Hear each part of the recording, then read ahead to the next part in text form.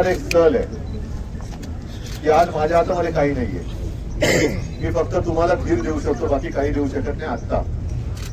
पण एक गोष्ट नक्की की हातात काही जरी नसलं तरी आपल्या सगळ्यांमध्ये आत्मविश्वास आहे आणि त्या आत्मविश्वासाच्या जोरावर या सरकारला आपण नमवू शकतो. ओम दादा, तुम्ही जो उल्लेख केला की कोणी न मागता मी कर्जमुक्ती केली होती, माझं कर्तव्य होतं आणि मी त्याची जाहिरात नाही केली. कधी मी असं फिरलो नाही, केलं की नाही, झालं की नाही, मिळालं की नाही, म्हणजे मी असं कोणी काय उपकार केला अशा भावनेत फिरलो नाही. पण आत्ताचं जे सरकार म्हणते की येताना गाडीमध्ये बघितलं आपले उपमुख्यमंत्री म्हणतात अजित पवार, लाडक्या बहिणीला एवढे पैसे देतात. अरे देताय म्हणजे काय करतो, उपकार करताय का? आणि तेवढे जर का तुम्ही पैसे देताय तर आताच्या घडीला ते पैसे पुरेसे आहेत का एका कुटुंबाला? आज पूर्ण जमीन खरडून गेलेली आहे. बरं, मला काही जणांनी माझ्यावर टीका केली होती, मला शेतीतलं काय कळतं नाही कळलं. तुम्हाला विचारतो, आता जी खरडून गेलेली जमीन आहे ती नीटनेटकी करून पुन्हा शेतीच्या कामाला किती दिवसांनी येईल? 5 वर्ष गेले, तुमच्या आयुष्यातली 5 वर्ष गेली. तोपर्यंत तुम्ही काय करणार? तुमच्या डोक्याचं खर्च कोण फेडणार? तुमच्या मुलाबाळांचं शिक्षण, जसं आता पुस्तकं वाहून गेलेत, दप्तरं वाहून गेलेत. बरं, शेतीचं नुकसान झालंय पण घरामध्ये पाणी घुसलंय, घरदार म्हणजे आयुष्य वाहून गेलेलं आहे. हे आयुष्य पुन्हा उभं कसं राहणार? आणि मी तर ठरवलेलं आहे की या सरकारकडे संपूर्ण सरसकट कर्जमुक्ती करून घ्यायचीच, सरकारकडनं करून घ्यायचीच. आणि त्याच्यासाठी आजच मी सरकारला सांगतोय, जर रस्त्यावर उतरण्याची वेळ आमच्यावरती येऊ देऊ नका, पण जर वेळ आणली तर मी स्वतः तुमच्या मराठवाड्यातल्या शेतकऱ्यांसोबत कर्जमुक्तीसाठी रस्त्यावरती उतरल्याखेरीज राहणार नाही. आणि आता बँका नोटीस पाठवायला लागलेल्या आहेत, कर्ज कर्ज कर्ज, या सगळ्या नोटीस गोळा करायच्या आणि जवळच्या शिवसेना खाते काढून द्यायचं. बघू पुढे काय करतं.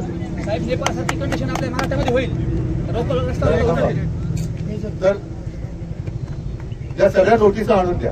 त्याच्यानंतर आता मुलांच्या फीचं काय करायचं? म्हणजे सरकारने जी काय मदत जाहीर केलेली आहे, काय 2,000 कोटी, म्हणजे जर का सगळे जर का एकत्र केले, मराठवाड्याचं जेवढं नुकसान झालं, आता महाराष्ट्राचं मी नंतर आपण त्याचाही विचार करू, पण मराठवाड्यामध्ये ही रक्कम विभागली त्यांनी 2,500 कोटी, तर शेतकऱ्याला काय मिळतंय? किती पैसे मिळत आहेत? एकरी 3400, बरोबर ना? एकरी 3400. आता जे नुकसान झाले, आता सुद्धा इकडे पाणी भरले, म्हणजे शेत आहे का शेत तळ झालेलं आहे, हे साफ करायला किती खर्च येणार? त्याच्यानंतर सगळं ती नीट नेटकं करायला म्हणजे आता तुम्ही केलेली मागणी मी परत तुमच्याकडे मला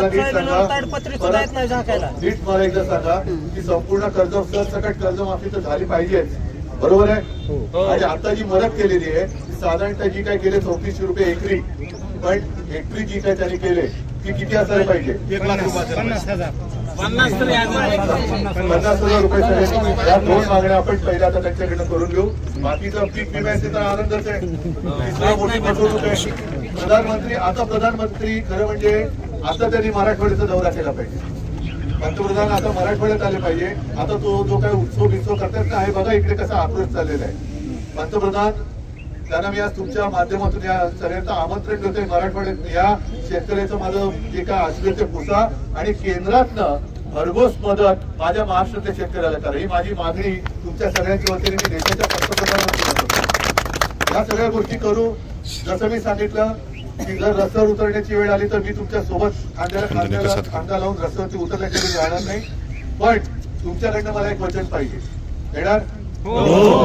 काय वचन? मला एकच वचन पाहिजे, आत्महत्या करण्याचा विचार आणायचा नाही म्हणा. मंजूर आहे?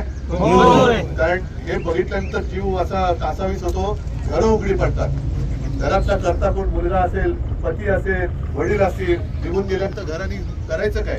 तर कृपा करून खचून जाऊ नका, आत्महत्येचा विचारही मनाला शिवू देऊ नका. आणि तुमच्या माहितीत असं जर कोणी कुठे असेल तर त्याला जाऊन धीर द्या. बाकी या संकटामध्ये आम्ही तुमच्या सोबत आहोत.